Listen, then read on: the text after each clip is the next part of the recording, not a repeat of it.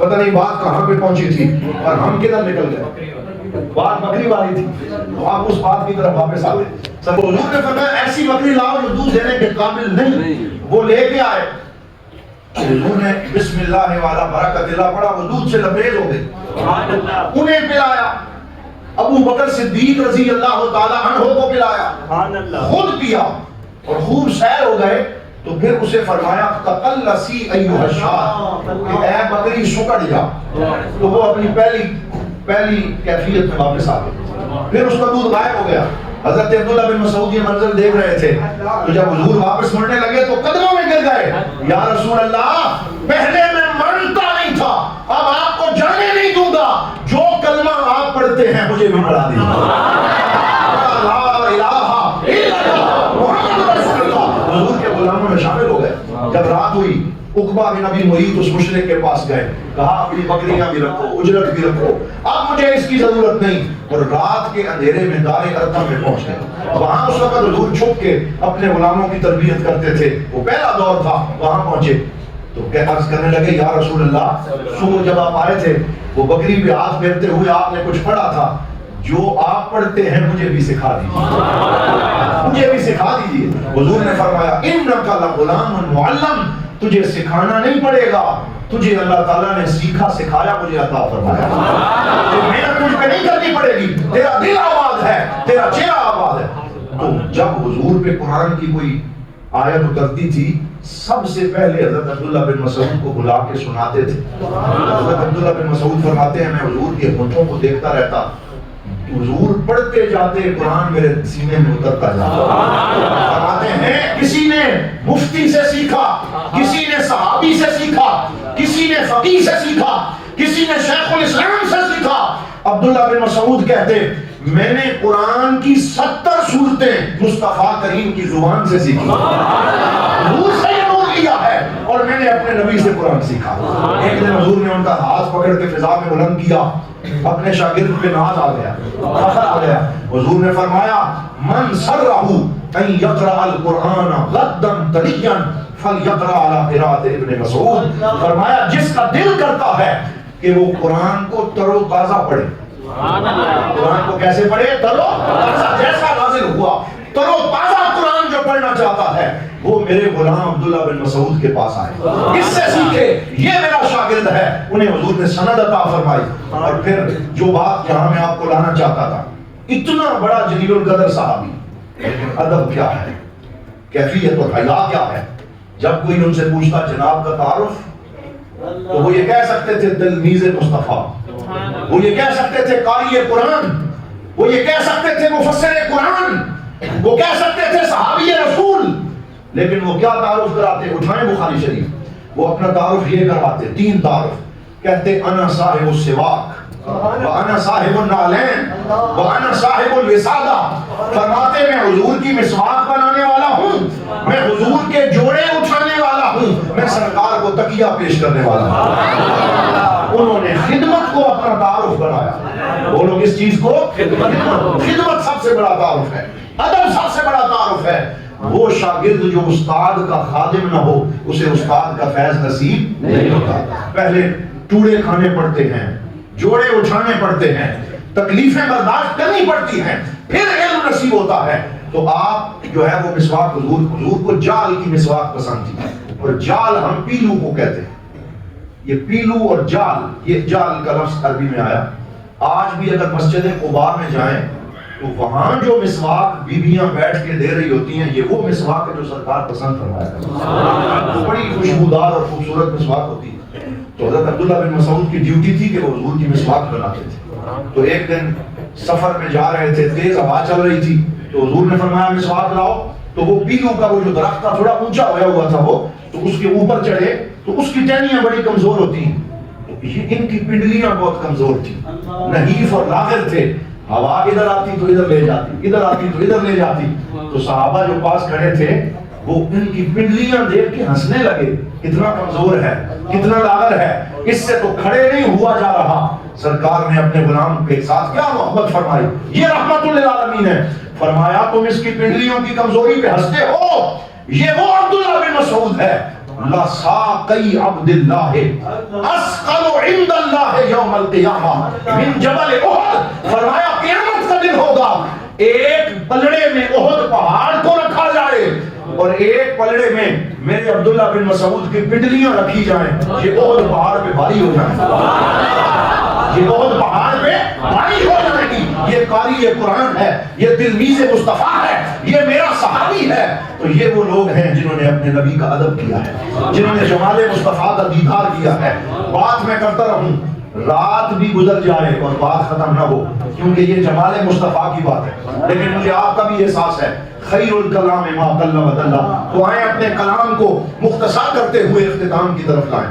تو میں آخر میں حضور غوث الورا سیدنا عبد القادر جیلانی کی ایک بات آپ کو سنا کے اپنی گفتگو ختم کرتا ہوں، اور وہ بڑی باتیں ہیں حضور غوث پاک کی۔ علم آپ کا شعار رہا اور آپ نے اپنے نبی کے فیض کو تقسیم کیا۔ 6 دفعہ ان کو لعاب دہن مولا علی نے عطا فرمایا اور 7 مرتبہ خود سرکار نے عطا فرمایا۔ بات کرتے تھے، گفتگو کرتے تھے۔ تو آپ نے ایک کتاب لکھی ہے جس کا نام ہے فتوح الغیب، یہ آپ کی مستند ترین کتاب، غنیت الطالبین کی نسبت میں کلام ہے۔ کچھ علماء ثابت کرتے ہیں، کچھ مشکوک قرار دیتے ہیں، بہرحال اس میں کچھ کلام ہو سکتا ہے لیکن فتوح الغیب میں کوئی کلام نہیں۔ سب متفق ہیں کہ یہ حضور غوث پاک کی تصنیف ہے۔ اس کتاب کے مقالہ نمبر 33 میں یعنی چیپٹر نمبر 33 میں حضور غوث پاک نے لکھا، آپ فرماتے ہیں کہ لوگوں کی 4 قسمیں ہیں، کوئی 5ویں نہیں۔ پھر خود ہی فرماتے ہیں کہ تم ان 4 قسموں کو پڑھنے کے بعد اپنے آپ کو دیکھو کہ کس کیٹیگری میں فال کرتے، کس خانے میں تم فٹ آتے۔ پھر پوچھا گیا وہ 4 قسمیں کون سی ہیں؟ فرمایا جتنے بھی لوگ ہیں، جتنے بھی، ان کی 4 قسمیں۔ پہلی قسم ان لوگوں کی ہے لا لسان لہم ولا قلب، نہ ان کی زبان ہے نہ ان کا دل ہے۔ اب یہ کون لوگ ہیں جن کا دل بھی نہیں، جن کی زبان بھی نہیں؟ حالانکہ دل بھی سب کا ہے، زبان بھی سب کی ہے۔ حضور غوث پاک نے فرمایا کہ میری مراد یہ ہے کہ زبان نہیں یعنی علم شریعت نہیں، اور دل نہیں یعنی علم طریقت نہیں، نہ علم ظاہر ہے نہ علم باطن ہے، نہ قرآن پڑھا نہ حدیث پڑھی، نہ کسی استاد کے سامنے بیٹھا، نہ پڑھنا سیکھا نہ لکھنا سیکھا، نہ دل آباد کیا نہ مصلی آباد کیا، نہ رب سے تعلق بنایا، بالکل چٹا کورا، جس کا نہ دل ہے نہ زبان ہے۔ تو فرمایا یہ جو قسم ہے ان کی صحبت میں نہ بیٹھا کر، کیونکہ اگر آپ ایسے بندے کی صحبت میں بیٹھیں گے تو آپ بھی دین سے دور ہو جائیں گے، غافل ہو جائیں گے، بے عمل ہو جائیں گے۔ پھر ساتھ ہی فرمایا اگر کوئی ایسا بندہ ہے تو اسے علماء کی صحبت میں بیٹھنا چاہیے تاکہ وہ اس درجے سے ترقی کر کے بلند ہو جائے، کچھ سیکھ لے، اس کا دل روشن ہو جائے۔ تو پہلی قسم بیان فرمائی نہ ان کی زبان ہے نہ ان کا دل ہے، یعنی علم بھی نہیں سیکھا، عمل بھی نہیں کیا، بالکل خالی۔ اللہ تعالیٰ ہمیں اس درجے پر نہ لے جائے بلکہ اللہ تعالیٰ ہمیں بہتر درجات عطا فرمائے۔ دوسرا درجہ بیان فرمایا کچھ لوگ وہ ہیں لہم لسان بلا قلب، جن کے پاس زبان ہے دل نہیں رکھتے، یعنی کچھ سیکھ تو لیا لیکن ان کا دل آباد نہیں، مصلی آباد نہیں، رب سے تعلق قائم نہیں، اللہ سے لو نہیں لگائی، عمل کوئی نہیں، ظاہر آباد ہے باطن برباد ہے، دل ویران ہے۔ فرمایا کہ میرے پاک نبی صلی اللہ علیہ وسلم کا فرمان ہے کہ مجھے اپنی امت میں سے سب سے زیادہ خوف ایسے علماء کا ہے جو صرف ظاہر کے عالم ہوں گے اور ان کا باطن تاریک ہوگا۔ یہ وہ طبقہ ہے، یہ ہم سب علماء کے طبقے کے لیے بہت بڑا تھریٹ ہے کہ ہم اپنا ایک خود احتسابی کرتے ہوئے اس درجے سے نکلنے کی کوشش کریں، کیونکہ یہ بہت بڑی پکڑ اور وبال ہے کہ لما تقولون ما لا تفعلون، کہ کہتا کچھ ہو کرتا کچھ اور ہو۔ تو فرمایا یہ وہ طبقہ ہے جس کے بارے میں وبال ہے، پکڑ ہے، گرفت ہے، اور اگر کوئی اس میں ہے تو وہ اپنے لیے بربادی کما رہا ہے۔ آؤ آج دعا کریں اس 11ویں شریف کی محفل کا صدقہ اللہ تعالیٰ کبھی ہمیں ایسا نہ کرے کہ ہماری زبان اور دل کے اندر دوئی پیدا ہو جائے، منافقت پیدا ہو جائے۔ اللہ تعالیٰ ہماری زبان بھی آباد فرمائے، ہمارا دل بھی آباد فرمائے۔ پھر تیسری صرف بیان فرمائے، یہ بڑی خوبصورت بات، فرمایا لہم قلوب بلا لسان، یہ وہ ہیں جن کا دل آباد ہے لیکن بولتے نہیں، چپ ہیں، خاموش ہیں، منہ پہ تالا لگا لیا ہے لیکن مصلی پہ بیٹھے ہیں، اللہ اللہ کی صدا جاری ہے، دل ذاکر ہے، دل آباد ہے، باطن نور سے معمور ہے، اور ان کے دل میں حضور کی محبت کا ڈیرا اور بسیرا ہے اور اللہ کی یاد سے دل آباد ہے، بولتے نہیں ہیں۔ فرمایا ایسا بندہ اگر مل جائے تو اس کے قدموں میں بیٹھ جاؤ، اس کی صحبت اکثیر ہے، یہ نہ سمجھو کہ وہ بولتا نہیں ہے، اس کی نگاہ بھی تمہارے لیے کافی ہے، حتیٰ کہ انفاس العارفین، ان کا سانس لینا بھی، اگر تم ان کے سانس کے دائرے میں آ گئے پھر بھی بخشے جاؤ گے۔ تو اگر کوئی ایسا مل جائے جو مجہول ہے، مستور الحال ہے اور اللہ اللہ کرنے والا ہے، ظاہری طور پہ کوئی اسے جانتا نہیں، رب اشعث اغبر لو اقسم علی اللہ لابرہ، حضور نے فرمایا کتنے ہی پراگندہ بال اور خاک آلود کپڑوں والے ایسے ہیں کہ اگر وہ قسم اٹھا لیں تو اللہ تعالیٰ ان کی قسم کو پورا فرما دے۔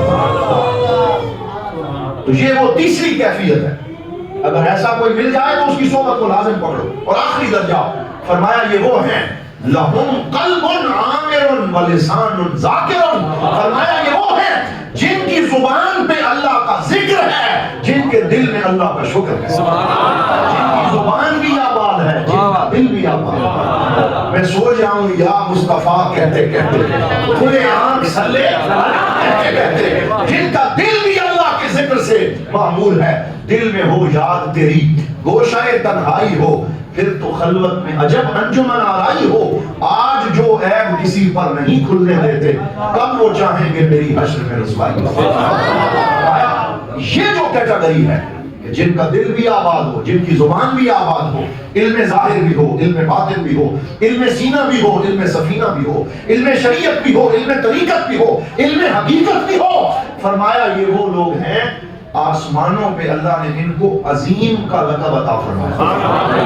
کون سا لقب؟ عظیم۔ ان کو عظیم کے لقب سے فرشتے یاد کرتے ہیں۔ تو میں نے ہاتھ جوڑ کے کہا عالم تخیلات میں کہ حضور غوث پاک آپ باتوں باتوں میں ہمیں اپنی جھلک دکھا گئے، یہ تو خود آپ ہیں، یہ تو آپ ہیں کہ جن کا دل بھی آباد ہے، جن کی زبان بھی آباد ہے، جو 70,000 کے مجمع کو گفتگو کرتے لوگ ریبان چاک کر دیتے، جو 70,000 کے مجمع میں بولتے لوگوں کے جنازے اٹھتے اور ان کا ذکر سن کے لوگ اللہ اللہ کی ثنائیں بیان کرتے۔ فرمایا یہ وہ ہیں جن کا دل بھی آباد ہے، جن کی زبان بھی آباد ہے۔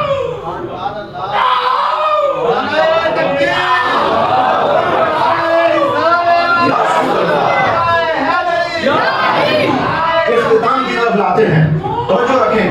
تو یہ حضور غوث پاک نے کتنا بڑا درس دیا، فرمایا کہ اگر تم اس کیٹیگری میں ہو جو بالکل ہی کچھ نہیں جانتے اور ظاہر و باطن کے خالی ہیں، پھر محنت کرو کہ اس سے اوپر والے درجے میں آئے، اور اگر اس درجے میں ہو جن کی صرف زبان آباد ہے، پھر محنت کرو کہ دل آباد ہو جائے، اور اگر اس درجے میں ہو کہ دل آباد ہے اور زبان خاموش ہے، پھر محنت کرو کہ کسی کامل کی صحبت مل جائے۔ یہ کامل کون ہے؟ 4-5 کے نام لے دیتے ہیں، ان کاملین میں ایک نام تاجدار گولڑا پیر سید میر علی شاہ ہے، ایک نام حضور شیخ الاسلام خواجہ محمد قمر الدین سیالوی کا ہے، ایک نام حضرت مجدد الفسانی کا ہے، ایک نام حضرت بابا فرید الدین مسعود گنج شکر کا ہے، اور یہ میں جو نام لے رہا ہوں، حضور فرماتے ہیں جب یہ نام لیے جائیں نا، دل میں جو دعا مانگی جائے اللہ قبول فرماتا ہے۔ ان کے ناموں میں بھی تاثیر ہے۔ ایک نام خواجہ قطب الدین بختیار کاکی ہے، ایک نام محبوب الہی خواجہ نظام الدین اولیاء کا ہے، ایک نام غریب النواز خواجہ معین الدین چشتی اجمیری کا ہے، ایک نام حضرت خواجہ عثمان ہارونی کا ہے، ایک نام حضرت فخر جہاں دہلوی کا ہے، ایک نام نظام الدین اورنگ آبادی کا ہے، ایک نام حضرت سدی سختی کا ہے، ایک نام خواجہ حسن بصری کا ہے، اور سب سے بڑا نام علی المرتضیٰ کا ہے۔ جن سے ولایت چلی ہے، جن جو ولایت پہ مہر لگاتے ہیں، جن کے بارے میں حضور نے فرمایا من کنت مولا ہو فہذا علی مولا ہو، فرمایا جس کا میں مولا ہوں اس کا علی مولا ہے۔ سارے ہاتھ اٹھا کے کہو علی ہم سب کے مولا ہے، علی ہم سب کے، علی ہم سب کے مولا ہے۔ حضرت علی کون ہے؟ باب و مدینت العلم ہے۔ حضرت علی کون ہے؟ آخر رسول ہیں، زوج بطول ہیں، حسنین کے بابا ہیں۔ یہ وہ ہیں جن کے سینے سے علم شریعت کا چشمہ بھی جاری ہوتا ہے، علم طریقت کا چشمہ بھی جاری ہوتا ہے۔ تو آج میں نے یہ جو چند منتشر خیالات، لیکن سارے خیالات منتشر تو ہو سکتے ہیں لیکن تھے سارے حضور کی توجہ سے، تھے سارے حضور کی بارگاہ سے، وہ آپ کی خدمت میں پیش کیے۔ میں دعا کرتا ہوں کہ کہ اللہ تعالیٰ ہمیں علم ظاہر اور علم باطن کا فیض عطا فرمائے، اور اللہ کریم ہمیں حضور غوث پاک کی توجہ عطا فرمائے، اور ہمیں بے ادب نہ رکھے، با ادب رکھے، اور ہمیں ایسے لوگوں کی صحبت عطا فرمائے جو ادب کرنے والے ہیں۔